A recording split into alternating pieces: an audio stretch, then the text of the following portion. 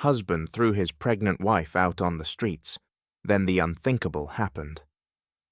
Sarah Wilson sat at the edge of her bed, staring at the small plastic stick in her trembling hands. 2 pink lines, clear and unmistakable. After 3 years of marriage, she was finally pregnant. She touched her still flat stomach gently, tears of joy blurring her vision. Kenneth would be home in 2 hours. She imagined his face lighting up with the news, pictured him lifting her in celebration like he had on their wedding day. After months of trying, their dream of starting a family was finally coming true. Sarah and Kenneth lived in a nice house in a good neighborhood. Kenneth's job as a financial director gave them a comfortable life, something Sarah still couldn't believe was hers after growing up in a poor single-parent home. Their romance had been fast and exciting.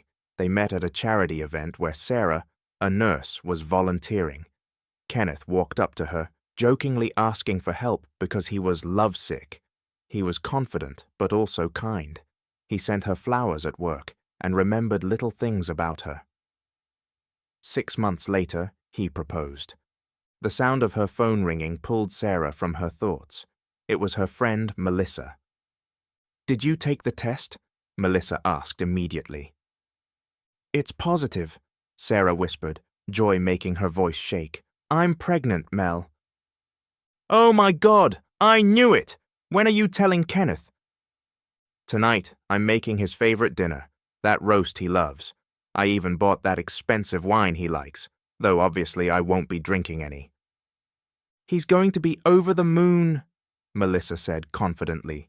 "You know how he's always talking about having a big family." After hanging up, Sarah busied herself preparing dinner. She set the table with their wedding china, lit candles, and placed a small gift box by Kenneth's plate, containing a tiny pair of baby shoes she'd purchased weeks ago. When she heard his key in the lock at exactly 6:30, her heart fluttered with excitement. "Something smells amazing," Kenneth called, his footsteps echoing in the hallway as he set down his briefcase and hung up his coat. Kenneth was tall and well-built, with dark hair always neatly styled and eyes that could shift from warm to ice-cold, depending on his mood. At 34, he was 7 years older than Sarah and carried himself with the assurance of someone used to success. "Special occasion?" he asked, loosening his tie as he entered the dining room. "Maybe," Sarah said with a smile, bringing in the roast. "Sit down, everything's ready." Throughout dinner, Sarah could hardly eat. Her stomach was tight with excitement. Kenneth talked about his day, about a new investment opportunity, about a colleague who'd been fired for mishandling client funds. Sarah nodded, asked appropriate questions, and waited for the right moment. When they'd finished eating, Sarah took a deep breath. "I have something for you," she said, pushing the small gift box toward him. Kenneth looked surprised but pleased. "What's this for?" "Open it and see." He removed the ribbon and opened the box. For a moment he stared at the tiny blue baby shoes inside, his face unreadable. "I'm pregnant," Sarah said softly, her eyes shining. "We're going to have a baby." The silence that followed was not what she had expected. Kenneth's face didn't break into a joyful smile. Instead, his expression hardened. "Say that again?" he said, his voice eerily quiet. Confused, Sarah said, "I'm pregnant. We're having a baby. Aren't you happy?" Kenneth pushed his chair back suddenly, causing Sarah to flinch. "Happy?" he repeated, his voice rising. "You expect me to be happy about another man's child?" Sarah's mouth fell open in shock. "What are you talking about? It's your baby, Kenneth." "Don't lie to me," he snapped, standing up so abruptly that his wineglass toppled, spilling red wine on the white tablecloth. "It can't be mine." "Of course it's yours," Sarah insisted, her voice trembling as she stood to face him. "Why would you even think otherwise?" Kenneth's laugh was cold, sending a chill down her spine. Because, Sarah, I can't have children. I'm infertile. The words hit her like a physical blow. What? That's not possible. You never told me. I was diagnosed years ago, before I met you. His eyes narrowed. I never told you because I didn't think I needed to worry about my wife cheating on me. Sarah shook her head, tears beginning to well in her eyes. I've never been with anyone else, Kenneth. Never. There must be a mistake with your diagnosis. Doctors can be wrong. Enough! Kenneth shouted, slamming his hand on the table so hard that the dishes rattled. I'm not a fool, Sarah. The question is, who was it? One of the doctors at the hospital? A neighbor? How long has this been going on? Please listen to me, Sarah begged, reaching for his hand, which he yanked away. I swear to you, I've never been unfaithful. Let's go to a doctor together. Maybe your condition changed or… Get out, Kenneth said, his voice suddenly calm and terrifying. What? Get out of my house, now! Sarah stared at him, unable to believe what was happening. Kenneth, you can't be serious. Where am I supposed to go? Please, let's talk about this. There's nothing to talk about. You've been lying to me, sleeping around behind my back, and now you want me to raise some other man's child? He stepped closer, his face inches from hers. You have 10 minutes to pack a bag and get out, or I'm calling the police and reporting you for trespassing. This is my home too, Sarah protested, tears streaming down her face. Not anymore. My name is on the deed, my money paid for it. Now move. In a daze of shock and panic, Sarah found herself in their bedroom, throwing clothes into an overnight bag. This couldn't be happening. It had to be a nightmare. Any moment she would wake up and find Kenneth sleeping peacefully beside her. But the nightmare continued. Kenneth stood in the doorway, arms crossed, watching her. When she tried to take her jewelry box, he stopped her. That stays? Most of it was gifts from me. At least let me take my mother's necklace, Sarah pleaded, referring to the simple silver pendant that was her only inheritance from her mother, who had died when Sarah was 16. Kenneth hesitated, then nodded curtly. Sarah grabbed her phone, charger, wallet, and a framed photo of her mother. Your time's up, Kenneth said coldly. Out! Kenneth, please! Sarah tried one last time, her voice breaking. I love you. I would never cheat on you. This baby is yours. I swear on my life. Something flashed in his eyes, a moment of doubt, perhaps, but disappeared as quickly as it had come. Get out, Sarah, he said, his voice flat. Don't make this uglier than it already is. Minutes later, Sarah found herself on the sidewalk outside their home, the front door locked firmly behind her. The evening was cool, a light rain beginning to fall. She stood there in shock, her overnight bag at her feet, trying to process what had just happened. Her first thought was to call Melissa, but when she pulled out her phone, she discovered Kenneth had already removed her from their shared phone plan. Her service was disconnected. Panic began to rise in her chest. She had some cash in her wallet, maybe $200, but Kenneth managed all their finances. Their bank accounts were joint, but she knew with sickening certainty that he would already be moving to lock her out. With nowhere else to go, Sarah began walking toward the bus stop 3 blocks away. She would go to Melissa's apartment, figure out her next steps. Surely once Kenneth calmed down, he would realize his mistake, would listen to reason. But when she reached Melissa's building, no one answered. Sarah remembered too late that her friend had mentioned visiting her parents this weekend. Exhausted and desperate, she found a cheap motel nearby that accepted cash. The room was small and smelled of cigarettes, but it had a bed and a lock on the door. Sarah sat on the edge of the mattress, her body numb with shock. She placed a hand on her stomach. It's going to be okay, she whispered, though she had no idea if that was true. The next morning, Sarah discovered exactly how thorough Kenneth could be when angry. Her ATM card was declined. When she called the bank from the motel phone, she learned that Kenneth had already removed her from their accounts. Her credit cards were similarly useless.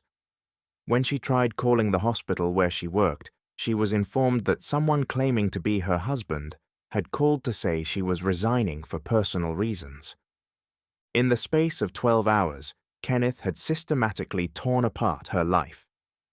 For the next 2 weeks, Sarah lived in a state of desperate survival.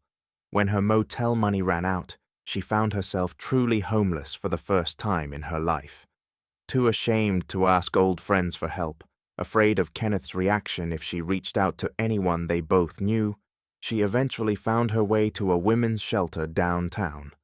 The shelter was clean but crowded. Sarah slept on a narrow cot, surrounded by women with stories as painful as hers. During the day, she searched for work, but without a permanent address or phone number, her options were limited. Her pregnancy, though still invisible to others, left her nauseated and exhausted most mornings. Despite everything, Sarah was determined to keep her baby.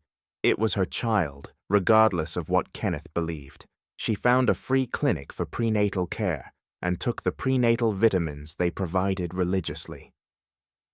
When she saw the unclear ultrasound image and heard the tiny, fast heartbeat for the first time, Sarah cried with a mixture of joy and sorrow.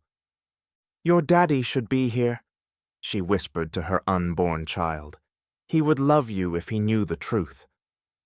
4 weeks after Kenneth had thrown her out, Sarah's luck changed in an unexpected way. She had found part-time work at a small cafe called the Morning Light, just blocks from where she and Kenneth used to live. The owner, Eleanor, had hired her despite her situation, allowing her to use the cafe's address for mail, and even letting her sleep in the storage room until she found proper housing. One quiet midday, as Sarah wiped tables, the bell over the cafe door rang. She looked up and froze. It was Michael Preston. Kenneth's business partner was standing in the doorway. Michael had always been kind to Sarah, one of the few people at Kenneth's firm who treated her like a person rather than an accessory. Tall and lean, with prematurely silver hair, despite being only 40, Michael had a gentle manner that contrasted sharply with Kenneth's intensity. "Sarah," he said, clearly shocked to see her. "My God, what are you doing here?" "I work here now," she answered, feeling embarrassed but also relieved to see a friendly face. Michael glanced around the modest cafe, confusion evident on his face. "I don't understand. What happened? Kenneth told everyone you'd left him, but he wouldn't say why." The bell jingled again as more customers entered. "I get a break in 20 minutes, Sarah said quietly.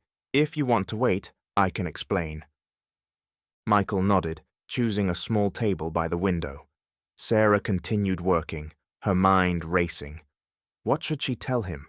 How much did he already know? When her break came, Sarah joined Michael at his table, a cup of peppermint tea in her hands to settle her stomach. "Kenneth threw me out," she said simply, deciding that the truth was her only option. "About a month ago." Michael's eyebrows shot up. "Threw you out? Why?" Sarah took a deep breath. "I'm pregnant. When I told him, he accused me of cheating because he says he's infertile. He wouldn't believe me when I said I'd never been with anyone else." Michael's face went through a series of expressions: surprise, confusion, and then something that looked strangely like anger. "Sarah," he said carefully, "Kenneth isn't infertile." It was Sarah's turn to be shocked. "What? But he said—" "He's not infertile," Michael repeated firmly. "In fact, he—" He trailed off, seemingly struggling with whether to continue. "He what?" Sarah pressed. Michael sighed deeply.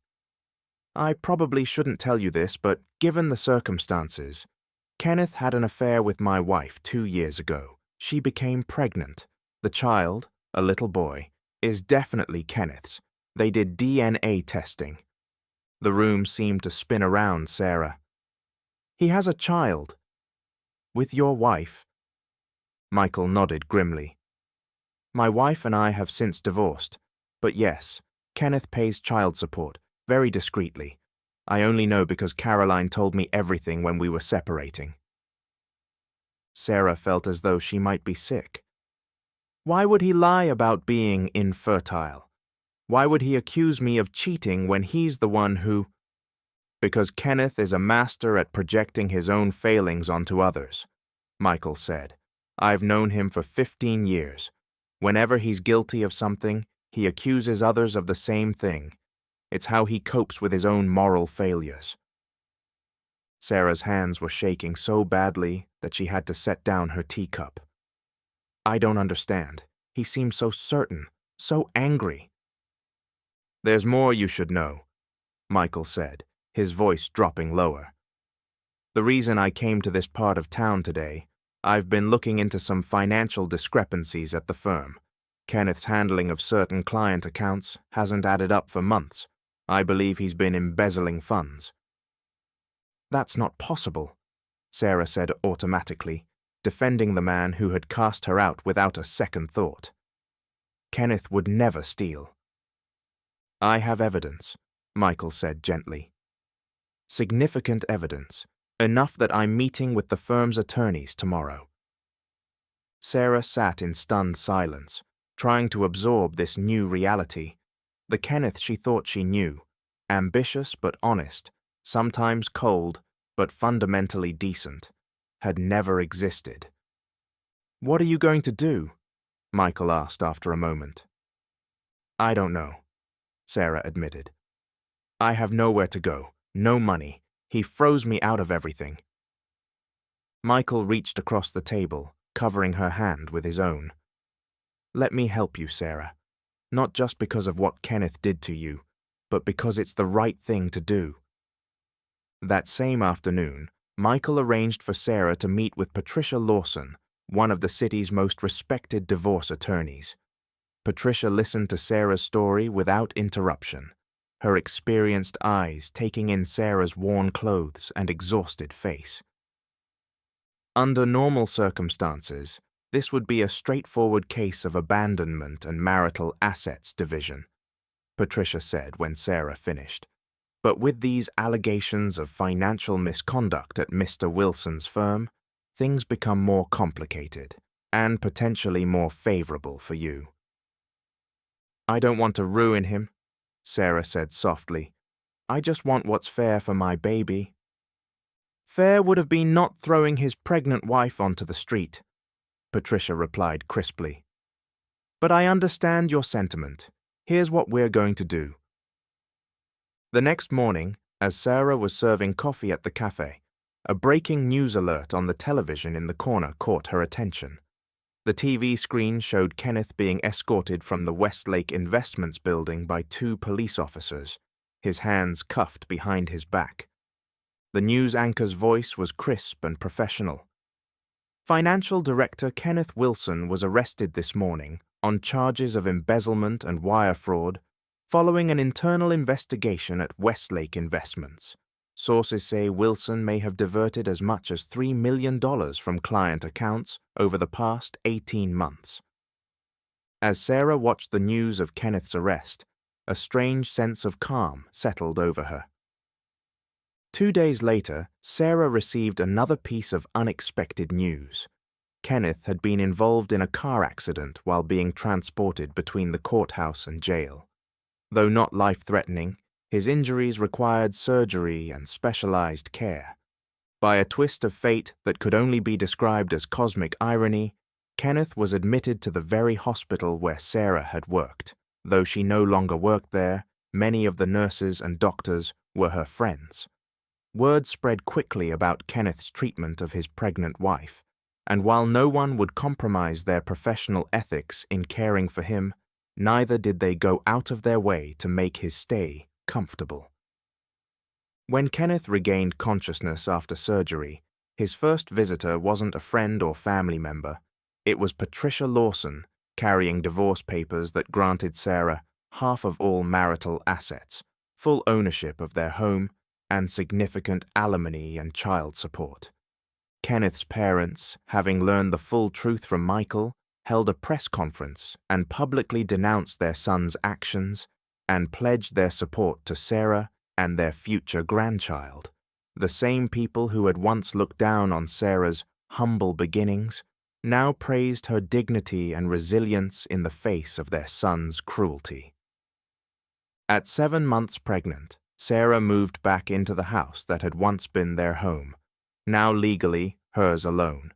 She redecorated, removing all traces of Kenneth and creating instead a warm nest for herself and her coming child.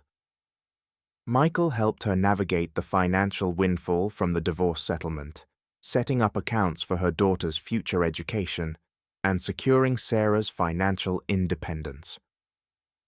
On a bright spring morning, Sarah gave birth to Emma Rose Wilson, a healthy baby girl with a strong cry and her mother's determined spirit.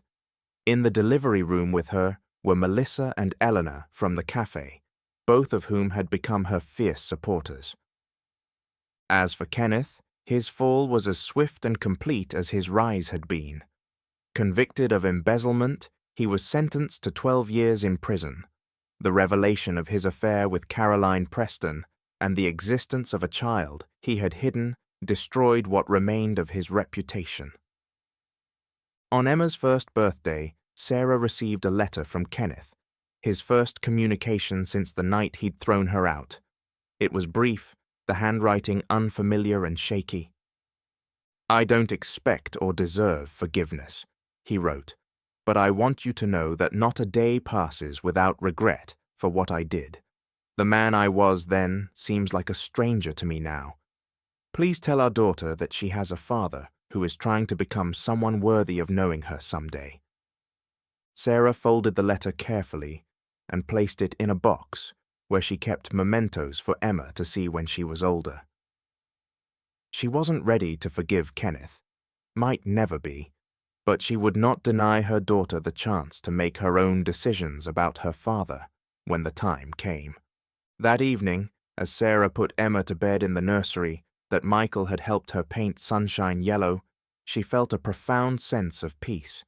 The child who had once been her only reason to keep going now represented just one part of a full and meaningful life.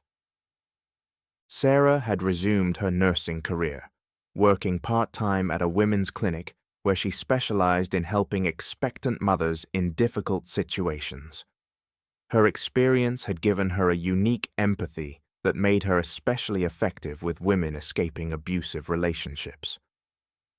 As Sarah kissed Emma's forehead and switched on the nightlight, she thought about how life could change so dramatically in such a short time. Just over a year ago, she had stood on a rain-soaked sidewalk, homeless and heartbroken, certain that her life was over. Instead, it had just begun.